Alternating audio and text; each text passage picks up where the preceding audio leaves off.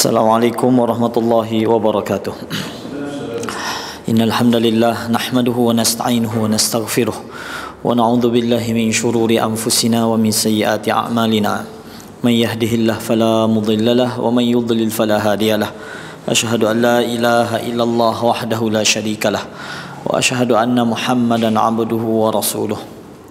Ya ayyuhalladzina amanu taqullaha haqqa tuqatih ولا تموتن إلا وأنتم مسلمون يا أيها الناس اتقوا ربكم الذي خلقكم من نفس واحدة وخلق منها زوجها وبث منهما رجالا كثيرا ونساء واتقوا الله الذي تساءلون به والأرحام إن الله كان عليكم رقيبا يا أيها الذين آمنوا اتقوا الله وقولوا قولا سديدا يصلح لكم أعمالكم ويغفر لكم ذنوبكم ومن يطع الله ورسوله فقد فاز فوزا عظيما. أما بعد. Syukur kepada Allah Subhanahu wa taala, dengan hidayah dan taufik daripada Dia kita dapat bertemu kembali dalam siri kuliah Talbisu Iblis karangan Imam Ibn Jauzi rahimahullahu taala. Jadi pada malam ni kita akan masuk bab yang baru, masih lagi dalam kategori talbis terhadap kaum sufiyah yang disebut oleh Imam Ibn Jauzi. Pada malam ni kita akan ambil dalam bab zikru talbisi iblis ala sufiyah fi iddi'ai tawakkul ataupun tawakkal, iaitu talbis iblis terhadap golongan sufi terkait dalam isu tawakal, namun tidak mahu berusaha dan tidak siap siaga dalam persoalan harta. Atas dasar dia tawakal, lalu dia meninggalkan usaha. Ini satu bentuk talbis iblis, dan benda ni kita boleh lihat pada hari ini masih ada di kalangan segelintir kumpulan-kumpulan tarikat yang meninggalkan kerja buat. Saya sendiri, saya pernah temu geng-geng hak lagu ni, tak? Dia sendiri tak kerja buat atas dasar tawakal, tapi masalahnya hak kerja bini. Dia dah kerja, dia tawakal. Tapi bini suruh buat kuih atau ngateri tim dia, masya-Allah. Kita kata ini kefahaman konsep tawakal yang silap, tak, yang salah.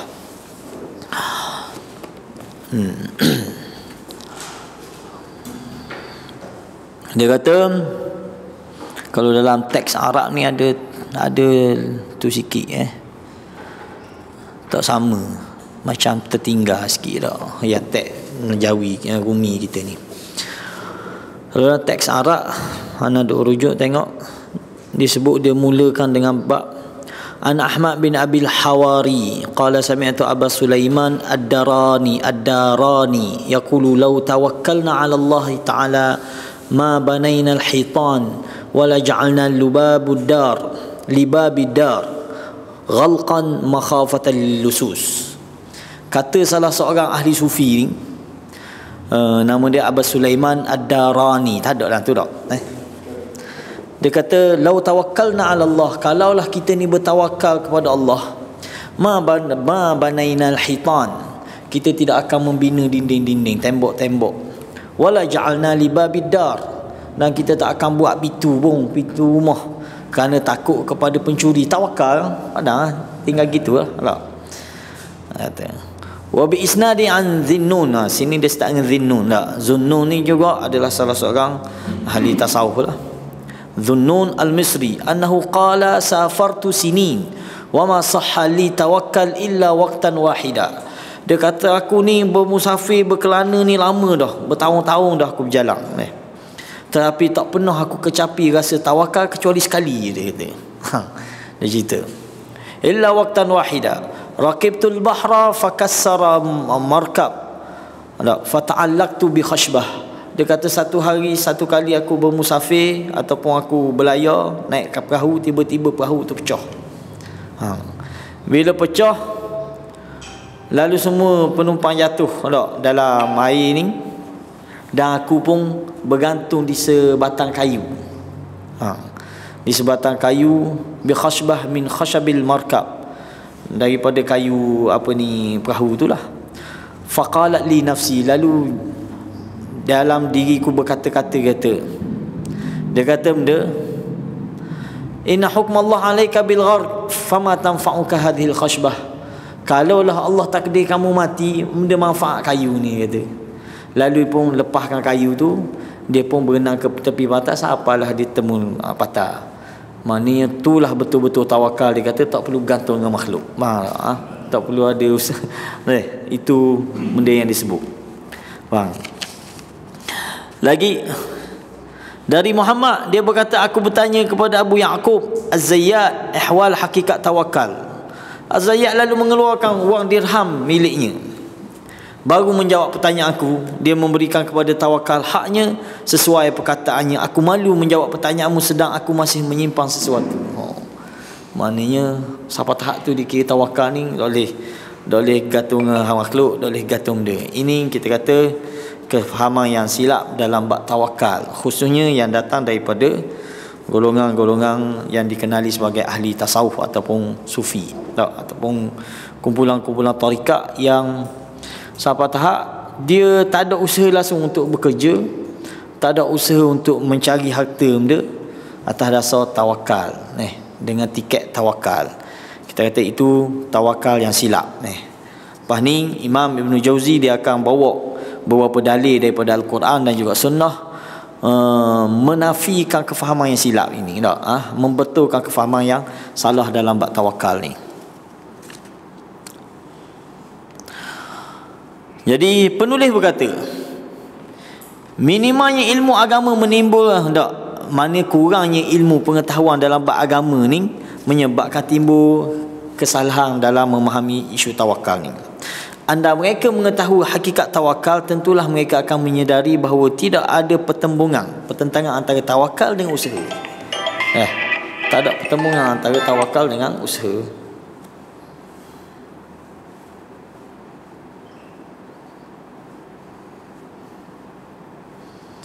Sebab dalam arahan-arahan agama pun memang ada arahan lagu tu, tawakal tapi usaha tetap berjalan.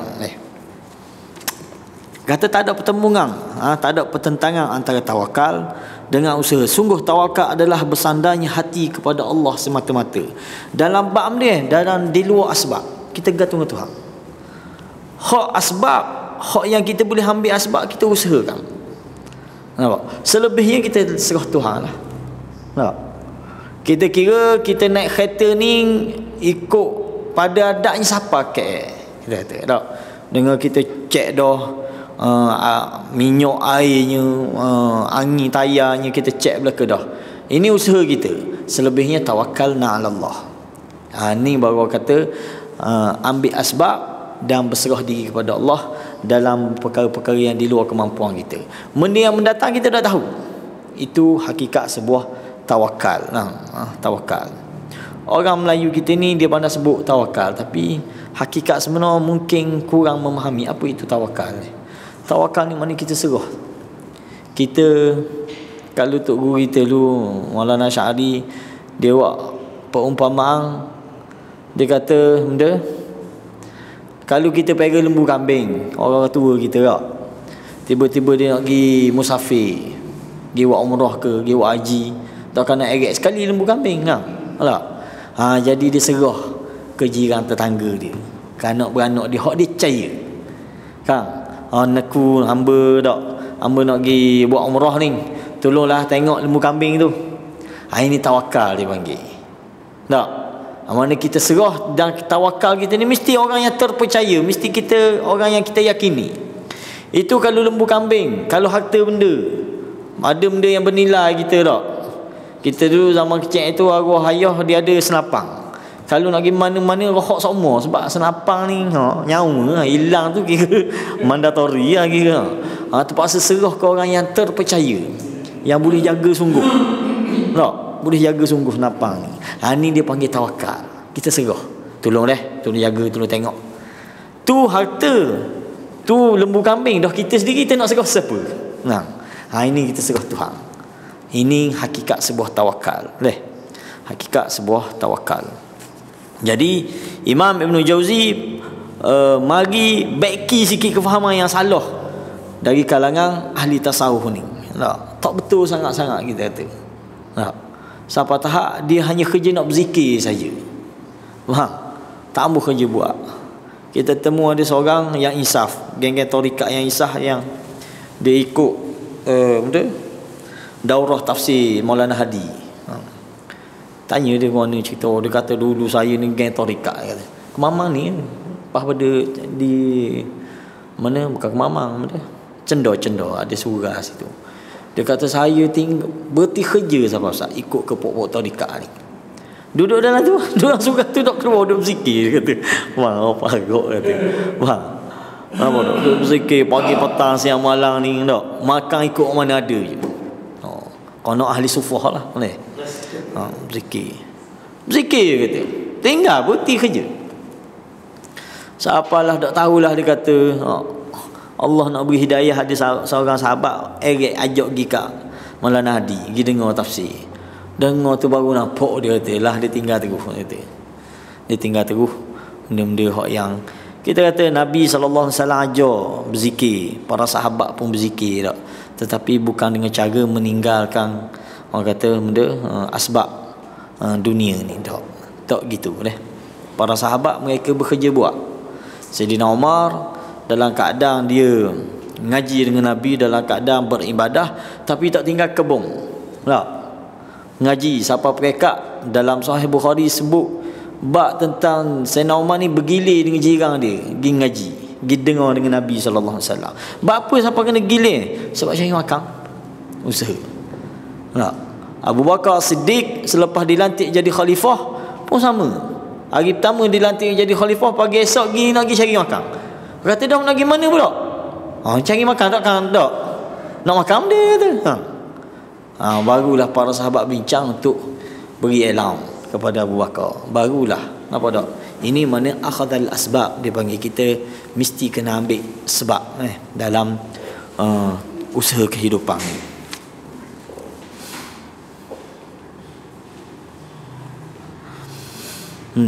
Allah Subhanahu wa taala berfirman, wala tu'tus sufaha amwalakumul lati ja'alallahu lakum qiyama. Allah kata dalam bab harta, Allah kata janganlah kamu serahkan kepada orang yang belum sempurna akalnya. Kalau ikut tawakal tak apalah, Allah jagalah tu. Dan janganlah kamu serahkan kepada orang yang belum sempurna akalnya. Safih dia panggil. Safih ni orang yang tak boleh mikir dengan betul lagi. Tak. Budak-budak kita suruh pergi beli kereta, pergi tengok kereta baru, model baru sekali, tak, budak tak mai. Ni safih dia panggil. Bukan bodoh safih ni, mana tak boleh memikir dengan waras. Tak. Bukan kata sufaha bodoh jenis SPM 4 kali ambil tak lulus, bukan. Tak. Safih ni orang yang tak boleh memikir dengan baik. Termasuk dikategorikan sebagai safih sengis tak dadah. Tak boleh beri piti. Walaupun betul hak dia, kedai Allah mak kita mati, ayah kita mati, bagi saka dia boleh juga. Sedangkan kita tahu dia memang sengis tak. Ni safih lagi. Tak boleh kita serah kecuali keperluan dia sahaja. Kalau serah dia tanah, habis dengan tanah-tanah, dengan tangga-tangga habis dia jual belaka. Faham? Untuk ini dia panggil safih. Lalu dalam bab ni Allah tak kata tak apa, mu tawakal jelah, mu serah pitih, tawakallah Allah. Tak kiralah jadi guna pun tak. Tetapi Allah kata jangan kamu serah harta. Ini sebagai bukti bahawa tawakal satu hal, usaha satu hal dalam bab harta.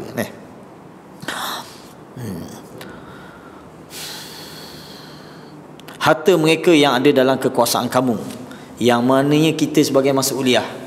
Biasanya dalam bab ni, dalam bab bagi saka lah. Tak. Isu dia biasanya timbul apabila waris-waris yang menerima pusaka. Kita bincang panjang Ustaz Khushairi kita tak, bab saka. Tak. Apabila ada waris-waris yang tak cukup umur lagi, maka ini di kategori safih. Maka mesti ada orang yang mas'ul, yang jaga. Tak. Orang yang jaga ni pula dia kena amanah dan kena jaga sungguh, dan dia boleh makan daripada harta tu sekadar yang sepatutnya. Tak. Daripada harta, dan tak boleh serah sehinggalah dah kita rasa dia dah matang dah, dia boleh mengurus dengan sendiri harta dia, baru boleh serah. Ini dalam bab kombinasi antara tawakal dengan usaha. Maksudnya dijadikan sebagai usaha sendiri ni, penompang raga ni kalian tak. Dan Nabi SAW bersabda, ni'mal malu salih ma'ar rajuli salih. Sebaik-baik harta yang baik adalah harta yang dimiliki oleh orang yang salih. Tak, orang yang salih. Di sini menunjukkan adanya usaha yang mesti kita usahakan di samping kita bertawakal kepada Allah Subhanahu Wa Taala. Ingat, usaha dalam bab asbab, dalam bab mengambil asbab ataupun dalam kemampuan kita, kita kena usaha semampu, semaksimal yang kita boleh usaha. Tak? Tawakal ni benda yang di luar kemampuan kita. Kita serah Tuhan lah. Apa tak? Kita buat dengan comel dah, tak jadi juga, ni tawakal ala Allah dah. Kita serah dah. Itu hak Tuhan dah. Tak? Itu hak Allah.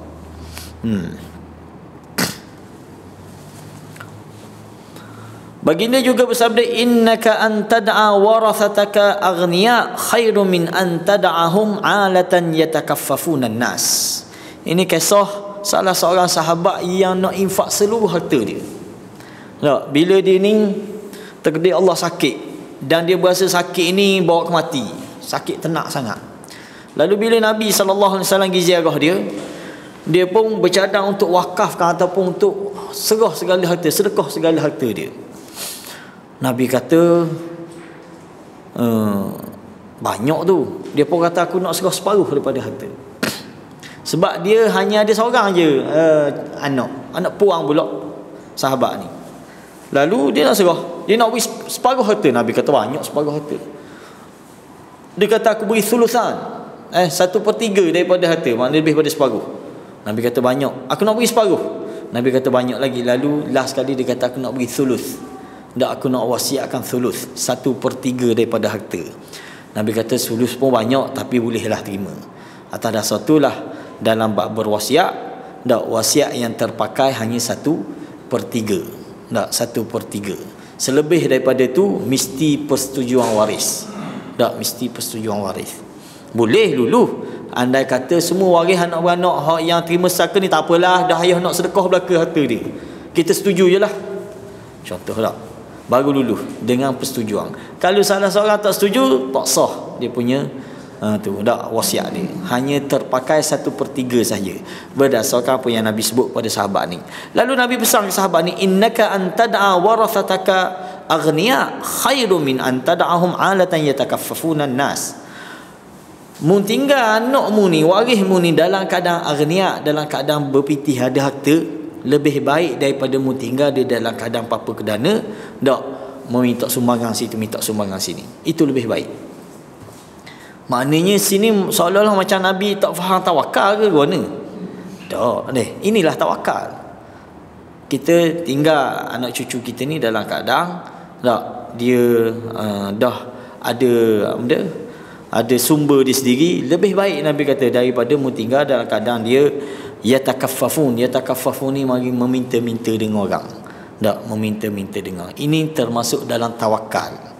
Tak, kita usaha dah, habis dah kita usaha ni, tak, kita tinggalkan sumber kewangan untuk anak kita pergi ngaji, target kita dia ngaji sampai tahap ni, ini usaha kita. Tak, di samping itu kita berserah kepada Allah Subhanahu Wa Taala.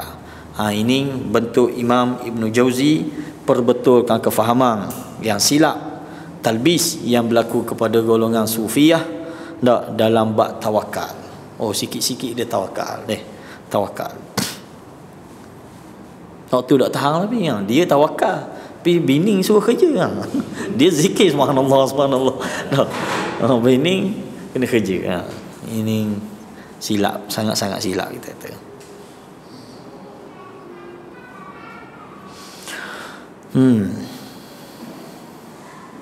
Ketahuilah, zat yang memerintahkan kita bertawakal juga memerintahkan agar kita bersikap siap siaga, mana berusaha tak, seperti termaktub dalam firman-Nya, khudhu hidrakum. Dalam bab suasana perang, Allah perintahkan kita supaya bersiap siaga. Tak, khudhu hidrakum ni sentiasa ada senjata di tangan. Dalam keadaan berhadapan dengan musuh. Tak, terutama dalam bab solat. solat khauf. Kita kira kalaulah nak cakap bab tawakal yang jitu, mana dalam waktu semayang ni lah tawakal sepenuhnya kepada Allah. Dah cara senapang dia ni, tinggal tepi lah, Allah kan ada. Tapi tak, disyariatkan kepada kita salatul khauf, dia panggil semayang ketika dalam keadaan perang ni tak, dia panggil salatul khauf. Gua ni salatul khauf ni senjata kena ada. Semayang pula bentuk dia berubah tu daripada bentuk kita semayang biasa ni. Tak?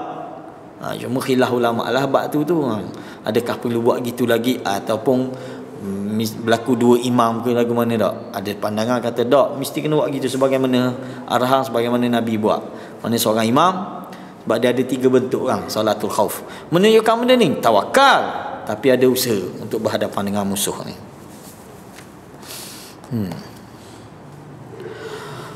Wa a'iddu lahum mastata'tum min quwwah.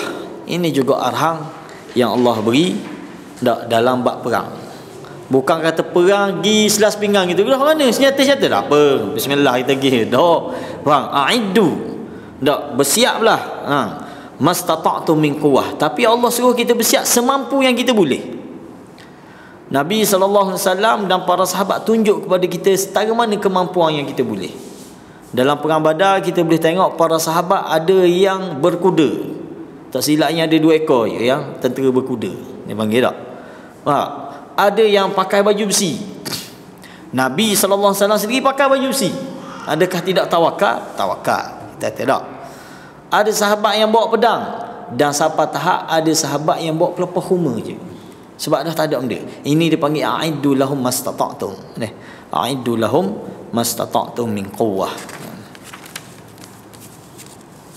Termasuk dalam a'iddu lahum ni bersiap dalam jasmani kita. Nampak? Jasmani kita. Kadang-kadang orang kita ni ada hak yang terpengaruh nak pergi jihad lah, pergi Syria lah, pergi mana,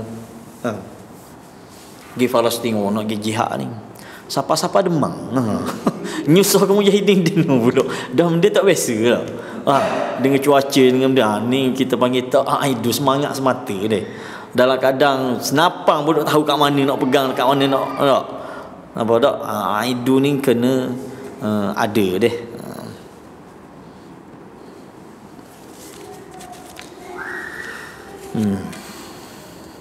Dan persiapkanlah dengan segala kemampuan untuk menghadapi mereka dengan kekuatan yang kamu miliki.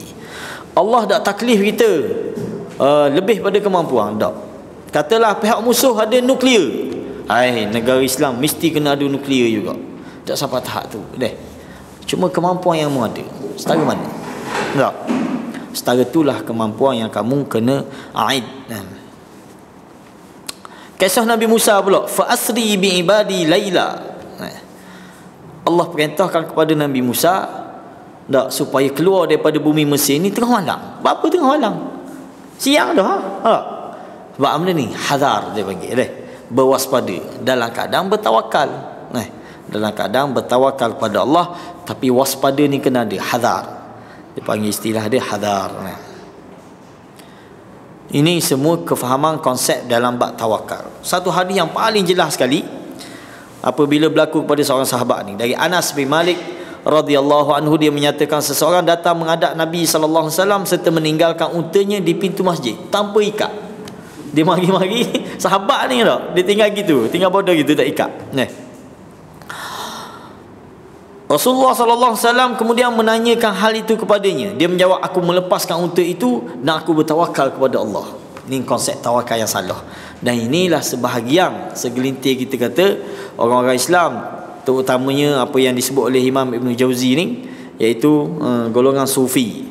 Dalam bab dia zuhud dengan dunia, dia apa? Dia guna istilah konsep tawakal yang salah. Lalu sahabat ni kata, aku biar unta aku dah, aku tawakal lah, serah Tuhan lah. Allah pandai-pandai lah, Allah jaga tu. Lalu Nabi pun pesan ke dia, aqilha wa tawakkal. Tu cara. Mu ikat dulu unta mu, baru mu serah Tuhan. Ada usaha yang mu boleh usahakan tak? Tak, iaitu usaha tak tambah ikat unta ni. Lepas pada tu mu serah Tuhan. Tak, apa sahaja yang berlaku, tawakkalna ala Allah. Tawakkalna 'ala Allah. Lalu Nabi kata ikatlah unta itu dan baru kemudian bertawakallah. Nabi kata bertawakallah. Ini dalam bab konsep tawakal.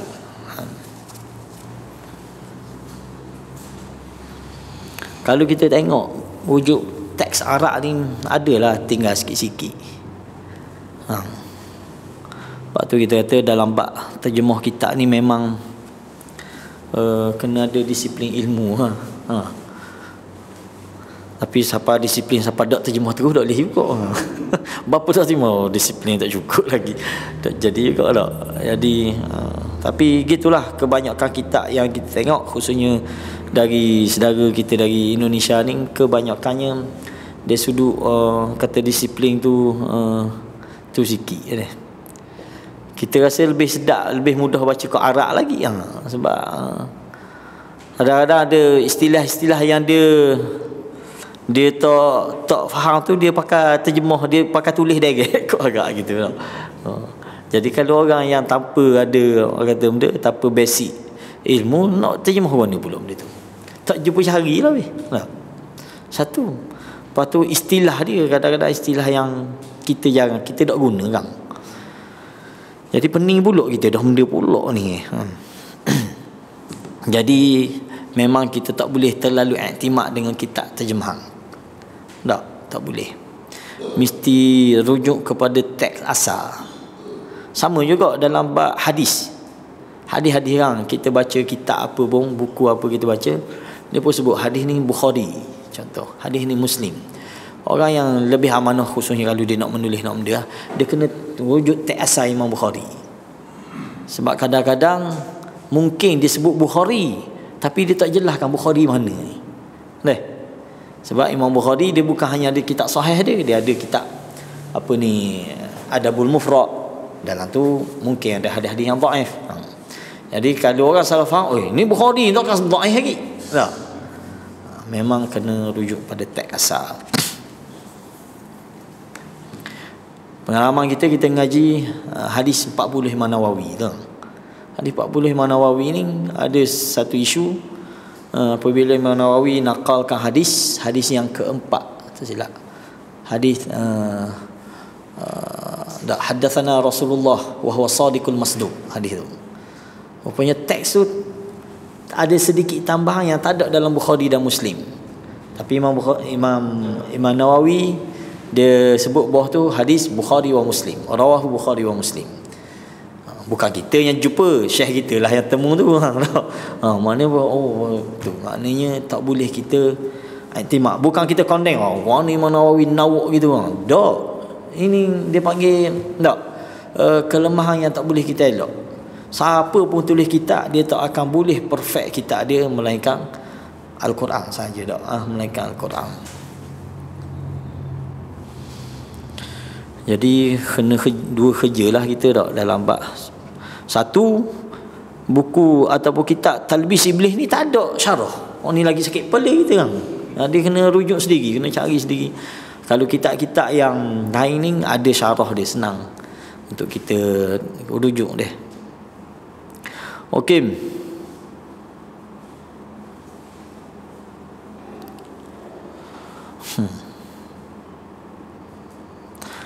Lagi dalam seterusnya dia kata siapa yang Sufyan bin Uyainah lah. Qala sami'tu Sufyan bin Uyainah yaqulu tafsiru tawakkal ay yarda bima yaf'alu bihi. Konsep tawakal yang disebut oleh Imam Sufyan bin Uyainah ini, makna tawakal adalah seseorang merelakan apa yang dilakukan atau ditakdirkan bagi dirinya. Itu maksud tawakal. Dah usaha dah, tiba-tiba aksiden kau. Kita tawakal lah, kita berserah ke Tuhan lah. Tak. Mana dia redha dengan apa kesudahan daripada tindakan dia. Tak, dia redha.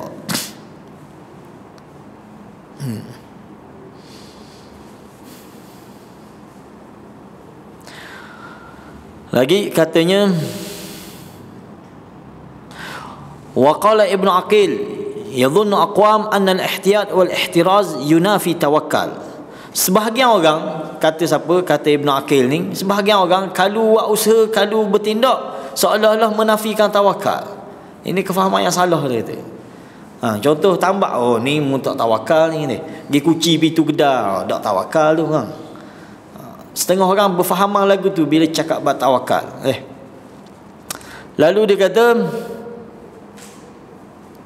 menurut mereka ialah mengabaikan akibat dan mengesampingkan antisipasi. Mana nak terjemah antisipasi tu? Dalam ni dia masalah, dia kata ihtiyat wal ihtiras, berwaspada. Dan ihtiyat ni maknanya mengambil kebarangkalian. Situ kita nak bukan bahasa Melayu tu, antisipasi ke bahasa Melayu. Indung nampak. Dia kata ihtiyat wal ihtiraz, maknanya orang berwaspada. Naik motor dia pakai topi keledar, tak tawakal demo. Tak bukan. Tawakal tu. Setengah orang, Imam Ibn Aqil kata dia seolah-olah menafikan tawakal apabila dia pakai topi keledar, apabila dia pakai tali pinggang keledar tak. Dalam bab dia berwaspada dan juga berhati-hati. Padahal menurut ulama, sikap demikian adalah wujud kelemahan serta kelalaian yang boleh berakibat orang berakal dicela dan dicemuh apabila berfikir begitu. Ini tak sepatutnya mikir gitu lah. Allah tidak memerintahkan tawakal melainkan setelah kita berjaga-jaga dan berusaha semaksimal mungkin untuk melakukan antisipasi, melakukan tindakan kita lah. Allah berfirman, wasyawirhum fil amr fa idza azamta fatawakkal 'ala Allah. Allah sebut tak? Allah perintahkan kepada Nabi, ni bukan orang lain ni. Allah perintahkan Nabi, wasyawirhum fil amr. Tak, berbincanglah dengan para sahabat dalam urusan-urusan tindakan dalam pentadbiran dan sebagainya. Fa idza azamta, apabila selesai dah buat keputusan dalam mesyuarat, fatawakkal 'ala Allah. Bukan kata tinggal mesyuarat, tak payah mesyuarat, tak payah bincang, tak payah buat kertas kerja, bismillah kita buat je projek kita tak. Kita buat je program kita. Tawakkalna 'ala Allah. Tak. Tapi Allah kata syawirhum, bincang dulu. Mesyuarat. Tak. Lepas mesyuarat dah buat keputusan, dah azam dah. Fa iza azamta fatawakkal 'ala Allah. Baru Allah sebut kemudian tawakkal 'ala Allah. Tak. Ini sikap kita, kefahaman kita dalam bab at-tawakkal.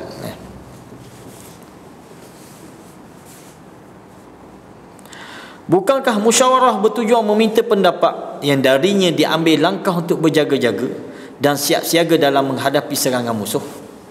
Tak. Nabi sallallahu alaihi wasallam, kita boleh tengok dalam sejarah dia berbincang dengan para sahabat. Tak. Dalam situasi perang ke, situasi biasa ke, dia berbincang dengan para sahabat dia, termasuk dengan isteri-isteri dia pun dia berbincang tak, dalam nak memutuskan sesuatu hal. Seputar berjaga-jaga, Allah tidak puas dengan hanya menyerahkan ini pada tataran konsep dan ijtihad manusia. Maka dari itu Allah menyebutkannya secara tertulis pada Al-Quran dan menjadikannya sebagai amalan salat, yakni ibadah yang paling khusus. Dia Azza wa Jal berfirman, faltaqum ta'ifatun, ni dalam bab sembahyang khauf ni, faltaqum ta'ifatun minhum ma'ak wal ya'khudhu aslihatahum. Ketika perang tu Allah kata jangan tinggalkan senjata kamu. Tak. Maknanya benda ni, ini konsep tawakal, dan juga kena ada usaha, kena ada tindakan daripada kita.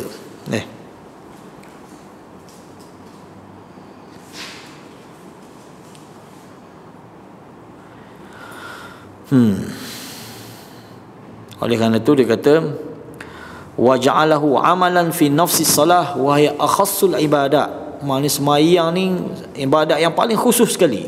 Tiba-tiba Allah kata berwaspada juga, jangan lepas senjata kamu. Tak, jangan lepas senjata kamu.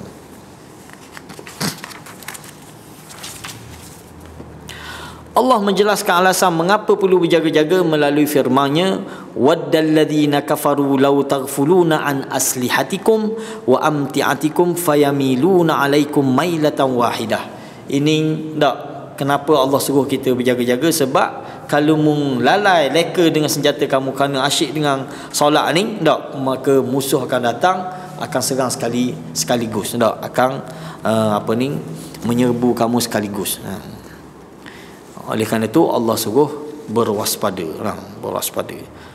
Bajing tengok guna kaifiat semayang khauf. Sekiranya musuh berada di hadapan, kaifiat dia Allah suruh dalam Quran, disebut dalam ayat ni tak, sebelum ayat ni, maknanya buat 2 saf. Imam di hadapan musuh duduk depan imam Faham? 2 saf. Saf pertama akan semayang bersama dengan imam, sama juga saf belakang semayang bersama dengan imam. Tak. Apabila rokok, saf pertama dulu rokok, saf belakang tak rokok lagi. Berwaspada, hazar. Siapa tahap tu? Ni kita kira tempat yang paling dekat kita dengan Tuhan dah. Patut sinilah jitunya tawakal. Faham? Sebagaimana Zunnun tadi, mana dia lepas terus kayu bang. Tak apalah kalau Allah kata lemah juga bang. Tak. Malah gitu sistem aja. Siapa tahap? Maknanya berubah tu bentuk konsep semayang berjemaah. Sepatutnya ju'ilal imam liutamma bih. Tak. Tapi tak. Orang sah belakang kena tunggu dulu. Sampailah Nabi sempurna rakaat pertama dengan sah depan, baru sah belakang ikut Nabi. Nampak tak? Baru sah belakang ikut Nabi sallallahu alaihi wasallam ataupun ikut imam. Ha? Tak berhenti solat. Tak berhenti. Akan perang lah. Dalam ayat dalam ni juga Allah kata benda solat sambil berjalan ataupun sambil menunggang dah masa tu. Mana semayang ikut dang dah masa tu. Kiblat benda tak ada dah lah. Itu semayang khauf ketika kemuncak perang. Ketika kemuncak perang, maknanya tak berhenti semayang. Tak boleh. Dan memang kaedah dia, kita haram, kita lepas kita takbiratul ihram ni, haram kita berhenti tanpa sebab. Ni kita orang awak lawak sikit, kita berhenti dah semayang. Kalau datang orang kita ni, kita tarik dia kan. Contoh, sebab makruh bila kita semayang berjemaah ni, kita duduk dalam saf seorang diri. Hak ni tempat kita kurang sikit diberi pencerahan dalam bab ni. Biasa je orang tak, dia semayang tambah-tambah ni kau lagi lah. Ni saf jarang-jarang tak. Sepatutnya makruh kita semayang seorang belakang diri. Tak, seorang diri di belakang dalam saf. Bila kita mari orang penuh dah saf depan, kita sunnahnya kita tarik orang depan mari duduk dengan kita. Nampak? Cuma masalah kita, bila kita tariknya berhenti semayang. Tu tak tahan. Dia berhenti semayang. La ilaha illallah. Kita kata tak payah berhenti, teruskan semayang. Kita agak marilah belakang, teman kita belakang seorang. Tak. Sebab makruh kita berdiri dalam saf seorang diri kita. Tak. Sama ada kita celah masuk saf yang pertama ataupun kita tarik orang yang ada dalam saf yang pertama. Ini fiqh. Fiqh ni kita kena sebar luaskan supaya orang faham. Masyarakat kita ni terlalu, kita nak kata dia semayang gitu je semayang Jumaat ni, tanpa dia ngaji pun bab semayang berjemaah lagu mana. Kita ambil contohlah dalam bab betul saf. Sekarang ni okey, tak boleh rapat. Tak apalah, kita aku dengan undang-undang kerajaan ni tak. Di stadium tak apa rapat. Di sejid tak boleh lagi. Tak apalah, kita aku. Dia punya pasal lah tu. Hak tak boleh rapat ni okey. Tapi hak tak betul ni orang ni, dia nak salah ke siapa pula? KKM ke, nak salah ke Dajjal ke, salah siapa? Tengok tak, dia akan semayang, dia akan ikut sejadah dia apa. Hak tu pas depan dia duduk kaki dia. Hak ni pas belakang. Setakat ni kita tengok masjid Syekh Faizul kita, Masjid Sultan Ahmad je yang bersungguh dalam bab suruh betul sah ni. Tok imam dia akan sebut sama, pastikan duduk di garisan kosong ke benda tak. Dia akan sebut sama. Masjid lain kita tak je dengar. Pakai suruh sah gitu je. Tak. Betulkan sah, Allahu Akbar lalu. Sedangkan makmum datang pukang lagi. Ini satu benda yang perlu diperbaiki lah tak. Sebab itu termasuk dalam iqamatis salah, dalam bab kesempurnaan solat, dalam bab mendirikan solat berjemaah dengan betulkan saf. Tak, dengan betulkan saf. Satu. Kedua, apabila dia mari duduk seorang belakang ni, kat mana posisi sepatutnya dia duduk? Alik kanan ke, alik kiri ke, tengah? Hak fiqhnya tengah, dekat dengan imam. Bukan alik kanan. Setengah orang dia jenis mazhab alik kanan. Dia alik kanan tu lah, ujung kali tu tak betul. Dia kena duduk dekat dengan imam, betul-betul belakang imam.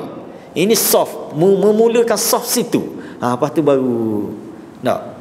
Hak ni kalau tak ngaji gitulah sampai ke mati pun dia amal dah. Itulah dia pak.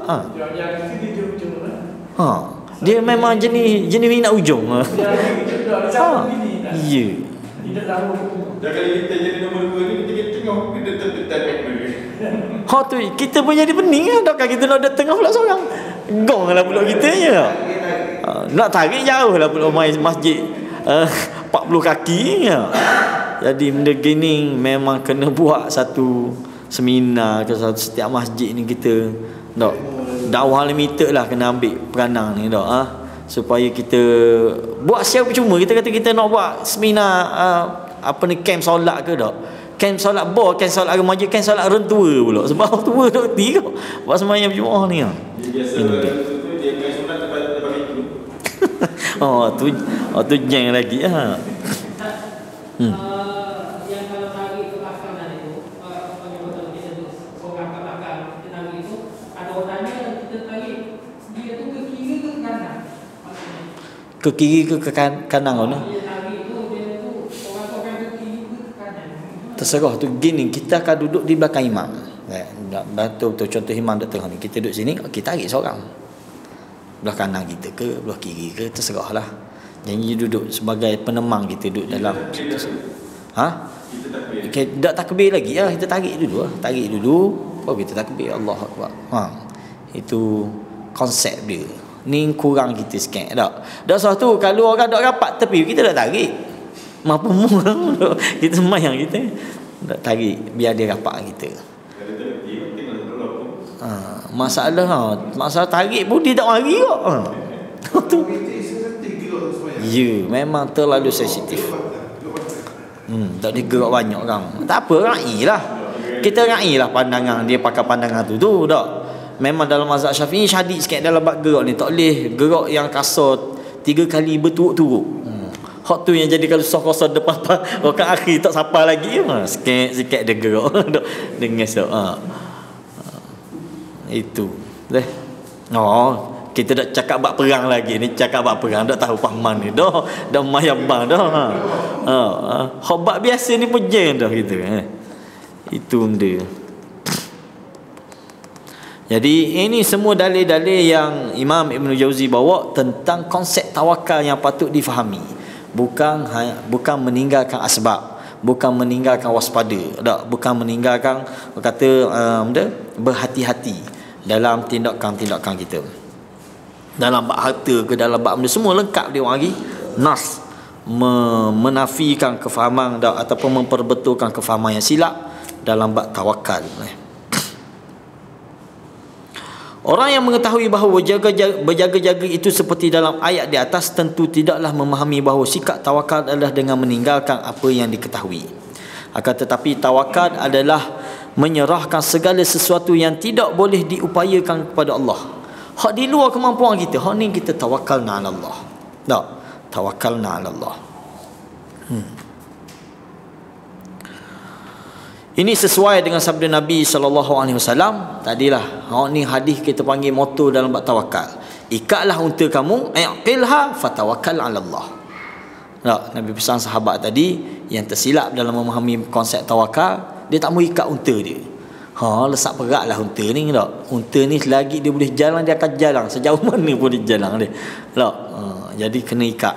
Nabi kata ikat untamu tu, kemudian barulah kamu berserah diri kepada Allah. Dia kalau orang dok berapa faham bab tawakal ni, kita hadis ni sebutir dia mari mikirlah tak. Nabi kata aqilha thumma tawakkal 'ala Allah. Ikat untamu baru mu bertawakal. Jika tawakal itu bererti mengabaikan sikap siap siaga, tentu Rasulullah mengecualikannya saat seorang berada dalam kondisi terbaik, iaitu ketika sedang solat. Mana sedang solat pun khudhu hizrakum. Ayat Allah perintahkan berwaspadalah dalam ketika kamu solat. Imam Asy-Syafi'i berpendapat wajib menyandang senjata pada saat itu, iaitu di waktu perang. Dalam mazhab Syafi'i, Imam Syafi'i sendiri punya pandangan ketika perang semayang wajib kena ada senjata, kena pegang senjata ketika solat. Ketika solat. Ni Maknanya setara tu pandangan Imam Syafi'i dalam bab bersiap siaga kita panggil. Berdasarkan ayat faltakum ta'ifatun minhum ma'ak wal ya'khudhu aslihatahum. Ini arahan dalam bab solat khauf. Allah kata maka hendaklah sebahagian berdiri bersama kamu, semayam bersama kamu, wal ya'khudhu aslihatahum, dan dia kena memegang ataupun bersiap dengan senjata dia ni. Dengan demikian tawakal tidak menghalangi adanya sikap siap siaga dan atau antisipasi. Antisipasi ni berwaspada lah, kita boleh terjemah sebagai berwaspada dah. Sebab Nabi Musa langsung pergi meninggalkan negeri Mesir saat ada yang menyampaikan informasi kepadanya. Kisah Nabi Musa kita tengok ini, walaupun masa ni Nabi Musa tidak dilantik menjadi Nabi, tetapi bila Allah cerita dalam Quran ini ada pengajaran yang patut kita ambil tak? Innal mala' ya'tamiruna bika liyaqtuluk fakhruj inni laka minan nasihin. Ini dalam bab benda tawakal tak? Tawakal tetapi berwaspada. Apabila ada sesungguhnya para pembesar negeri sedang berunding tentang engkau untuk membunuhmu, maka keluarlah dari kota ini, dari Mesir. Sesungguhnya aku termasuk orang-orang yang memberi nasihat kepadamu. Adakah Nabi Musa kata tak apa, relax boh, tawakal? Tak, Nabi Musa terus ambil tak cakap banyak, terus keluar daripada Mesir. Tak, keluar terus daripada Mesir. Ini konsep tawakal dan konsep berusaha tak, mengambil asbab kita panggil. Mengambil asbab. Tapi dalam bab mengambil asbab pun kena fiqh juga. Jangan asbab yang tidak syar'i. Tak. Asbab yang diperintahkan kepada kita berusaha ni, berusaha dengan benda yang syar'i. Contoh dalam bab cari makan, benda yang syar'i, dengan kerja, dengan niaga, dengan benda tak.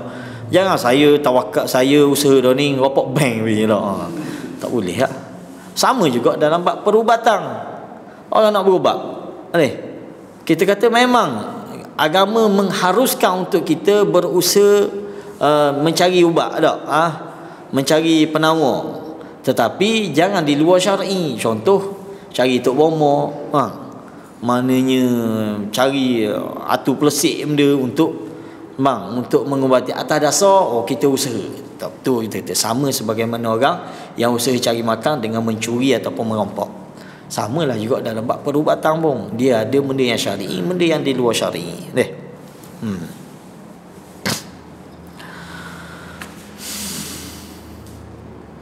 Kita tengok kisah Nabi SAW ketika hijrah. Nabi pun mengambil hadar, kita panggil berwaspada.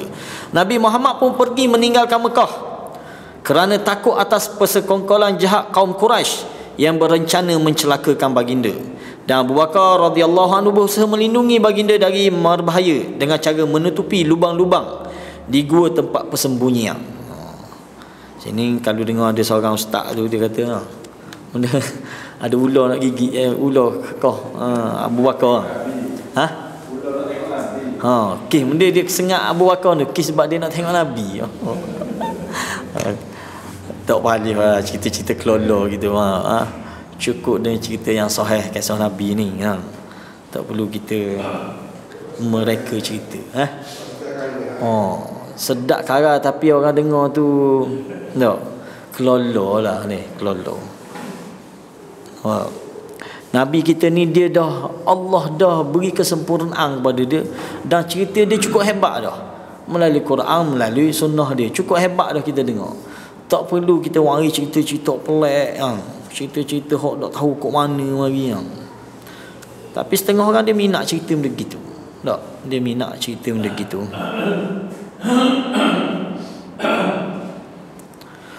Begitu pula para sahabat radhiyallahu anhum, mereka siap siaga dengan sungguh-sungguh sebelum bertawakal kepada Allah. Itu sikap para sahabat ketika dalam perang dan sebagainya. Tak. Terkait sikap hati-hati dan berjaga-jaga ini, Allah Azza wa Jal mengisyaratkan dalam ayat-ayat berikut. La taqsus ru'yak ala ikhwatik. Ini kisah Nabi Yusuf, Nabi Yaqub dengan Nabi Yusuf. Tak, buat apa ni? Hadar, berwaspada. Tak, di samping bertawakal kepada Allah. Bila Nabi Yusuf cerita kepada Nabi Yaqub ayah dia tentang mimpi dia. Faham? Dan Nabi Yaqub dan juga Nabi Yusuf ni, antara mukjizat dia ataupun kelebihan yang Allah beri dia, dia boleh takwil mimpi. Dia boleh tafsir mimpi. Dan takwil mimpi ni pun satu ilmu yang boleh dipelajari, boleh belajar. Bukan kata ilmu hak jenis anugerah saja dak, para anbiya ya. Tetapi ilmu ni juga setakat kita belajar di Amang, ada pengajian yang diajar benda ni. Dia ada kitab benar. Kita di Malaysia kurang sikit ya bab ni. Kalau di Amang, syekh-syekh ni kalau dia ngajar kuliah maghrib tu, ada syekh-syekh yang memang orang kenal dia ni antara orang yang pakar tafsir mimpi. Jadi lepas kuliah garib, kuliah fiqh, kuliah hamda, dia buka soalan bab tafsir mimpi. Sedap kita dengar. Tafsir mimpi. Orang ni kata dia ni mimpi gini, dia ni mimpi gini, dia tafsir dia gini. Ada kaedah dia, dan kaedah utama yang diambil daripada kisah Nabi Yusuf ni, kisah Nabi Yusuf. Bila Nabi Yusuf mimpi bahawa dia tengok berapa? 11 bintang tak? Matahari dan bulan bersujud kepada dia. Dia pun cerita ayah dia mimpi dia ni. Tak. Dan mimpi fiqh dia kita boleh cerita ke orang. Sekiranya mimpi yang baik. Mimpi baik boleh kita cerita. Mimpi hak tak molek, kena kejar katu ke, langgar lori ke apa, dah cerita ke orang. Nabi makruh kita cerita ke orang benda tu. Tapi mimpi yang baik kita boleh cerita. Cerita pula kita cari orang yang amanah dalam menafsir mimpi.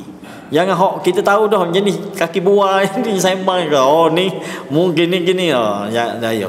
Tak, cari orang yang selayaknya untuk kita cerita mimpi kita.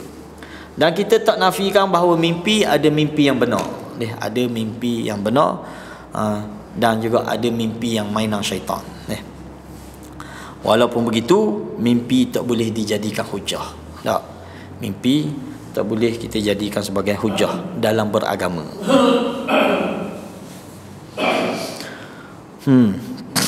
Jadi bila dia mimpi gini, terus Nabi Yaqub la taqsus ru'yak. Hazar kita panggil tak, berwaspada. Nabi Yaqub kata ke Nabi Yusuf, mu yang cerita ke adik-beradikmu ni, mimpimu ni, tak. Ala ikhwatik, sebab nanti ada masalah benda. Ini dia panggil hadar ataupun berhati-hati, berwaspada. Lagi pesan Nabi Yusuf kepada anak-anak dia bila nak masuk ke Mesir. Tak. Nabi Yaqub.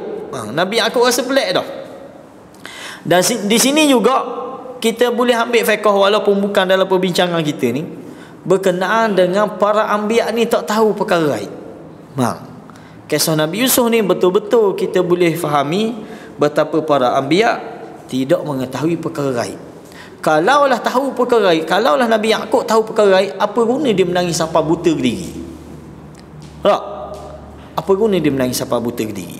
Apa guna dia sebut kepada Nabi Yusuf supaya la taksus ru'ya kalau dia tahu benda gaib? Jadi ni satu kefahaman yang mesti dibetulkan kepada masyarakat Islam. Sebab sebahagian masyarakat Islam beranggapan Nabi-Nabi ni tahu benda gaib. Wali-wali gitu juga. Tak, tahu benda gaib. Sungguh, ni bukan benda bukan kata saja, benda tu memang berlaku. Sebahagian orang dia memahami para anbiya tahu benda gaib. Kita tengok dalam qasidah kita, dalam berzanji tu, hok ni baca masjid surah tak lepas sembahyang ni. Antara ucapan yang disebut benda, Nabi ni alimus sirri wa akhfa kan? Tak, alimus sirri wa akhfa. Orang berzanji macam hamba Allah ni, dia tahu lah, dia ingat. Faham? Benda masuk alimus sirri wa akhfa. Dia kata Nabi ni seorang yang alim sir, mengetahui segala perkara rahsia, wa akhfa, dan segala perkara tersembunyi. Wasak dah akidah ni, wasak akidah. Kalau kita berkefahaman lagu tu bahawa Nabi ni tahu segala rahsia dan tahu benda yang tersembunyi. Benda yang tersembunyi ni benda gaib kan? Kita kata Nabi tak tahu benda gaib, kecuali sebahagian yang Allah beritahu, baru Nabi tahu. Sama kisah Nabi Yaqub dan juga Nabi Yusuf ni. Bila ada arahan supaya bawa adik dia, anak dia hak paling bongsu ni, suruh bawa pergi Mesir. Jadi Nabi Yaqub berasa muskil. Apa tujuan kan? Lalu dia pesan kepada anak-anak dia, la tadkhulu min babin wahid. Mu jangan masuk sekaligus. Tak, ramai-ramai berapa orang, 10 orang ni mu jangan masuk sekaligus. Mu berpecah-pecah. Tak. Ini menunjukkan bahawa para anbiya tidak tahu perkara gaib, sehinggalah Allah beritahu sebahagiannya baru dia tahu.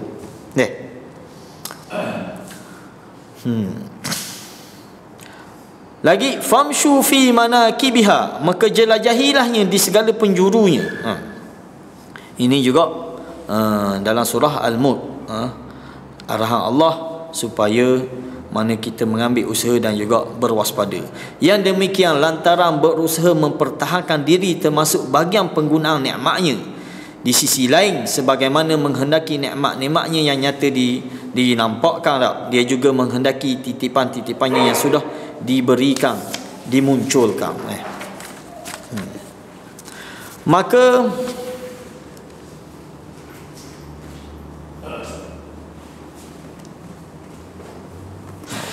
kita pun habis apa tu tak? Boleh Kita baca bahagian ni. Maka tidak ada alasan untuk mengabaikan kurnia yang sudah Allah titipkan kepada manusia hanya kerana mengandalkan kedermawanannya tak?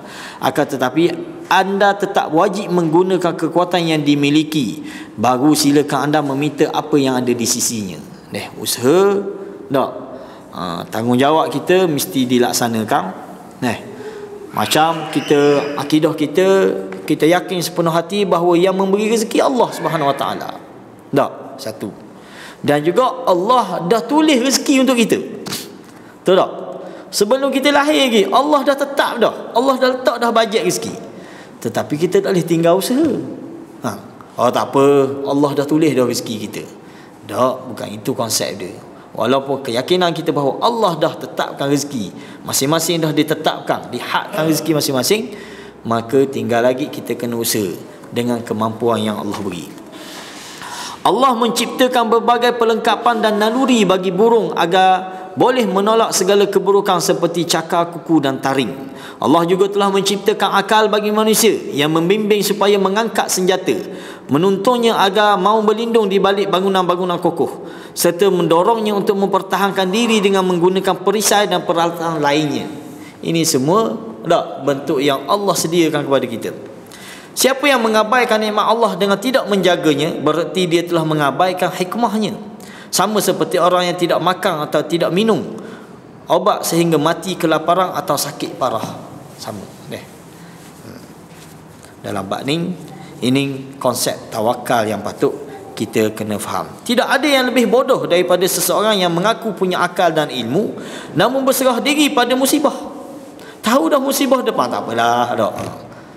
Tawakkalna 'ala Allah. Bukan begitu konsep dia. Orang yang bertawakal itu raganya bekerja dan hatinya pasrah kepadanya. Ni orang bertawakal. Dia berusaha, dia bekerja, tapi hati dia gantung dengan Tuhan. Tak, hati dia gantung dengan Allah. Kita sama macam dalam konsep insya-Allah. Kita kalau pak kita ni bila kita puasa sunat contoh ataupun kita puasa wajib ke, orang tanya puasa ke hari ni? Mana jawapan kita biasanya? Jawapan kita puasa lah, puasa lah. Tapi kalau kita duk yang marah, dia tak jawab puasa, dia kata insya-Allah. Walaupun dia tengah puasa, pasal dah ni tak. Sebab apa? Sebab kita tak tahu lagi. Dia jadi mungkin sakit perut, mungkin mungkin ceret-beret, mungkin tak tahan sampai ke buka. Maka jawapan dia insya-Allah. Ini pasrah kita bagi. Kita usaha dah, kita bangun dah, kita sahur dah tadi 3 pinggang dah makan dah. Tapi sampai tengah hari cengut perut sebab makan banyak sangat tak ada minum air. Jadi contoh dah. Faham? Ini kita panggil pasrah. Kita bekerja, kita usaha bangun untuk sahur, tak? Persiapkan sahur, kita makan sahur molek. Tiba-tiba tak sampai sekat jalan kita tak mampu untuk puasa, teruskan puasa. Ataupun orang ajak orang pelawa makan contoh tak. Sunat buka lah, tambah-tambah pelawa roti payang pula pukul 9 pagi. Ini semua benda bentuk pasrah kita, hati kita pasrah kepada Allah. Baik dia diberi ataupun tidak, kerana dia yakin bahawa Allah hanya berbuat berdasarkan hikmah dan maslahah bagi makhluk. Dengan keyakinan tersebut, maka tidak memberinya Allah akan difahami sebagai pemberian dalam pengertian yang berbeza, sesuai hikmah dan maslahah ilahi tadi. Betapa banyak orang lemah yang memandang indah kelemahan dirinya bahkan terbujuk oleh jiwanya hingga menilai kelalaian sebagai tawakal. Dia lalai tapi dia anggap ni sebuah tawakal. Akibatnya mereka pun menjadi seperti orang yang meyakini kecerobohan sebagai keberanian dan kelemahan sebagai keteguhan hati. Ini semua kesilapan dalam memahami. Penulis berkata, jika ada yang berkata, mengapa aku harus siap siaga? Segala sesuatunya sudah ditakdirkan. Ikut kira gak logiknya, dah Allah takdir lah ke dah? Perang kalau menang ke kalah ke tak? Mati ke, kena covid ke apa, takdir Tuhan lah ke dah? Awak benda bersiap siaga.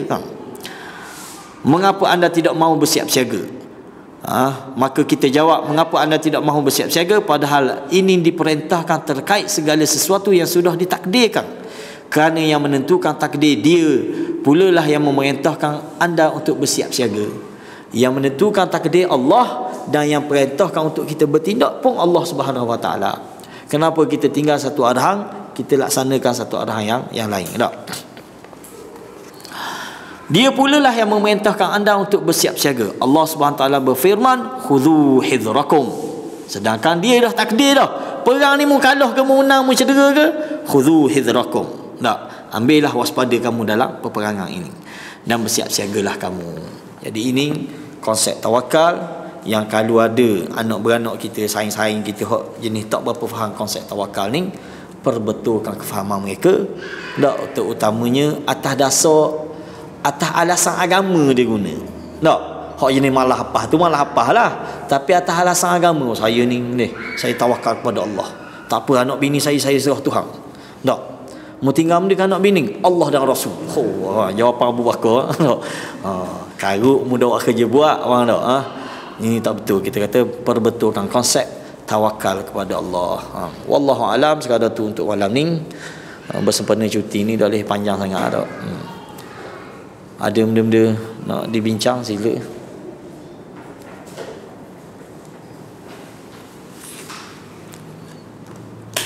Ada tak ada, sekadar tu kita subhanakallahumma wa bihamdika asyhadu an la ilaha illa anta astaghfiruka wa atubu ilaik. Wassalamualaikum warahmatullahi wabarakatuh. Jangan lupa faraid kita ni dan war-warkan kepada sahabat-sahabat lain lah. 17 Disember 17 hari Jumaat hari Jumaat. Ada 18. Ini satu ilmu yang bagus buat kita belajar ni. Wallahu a'lam.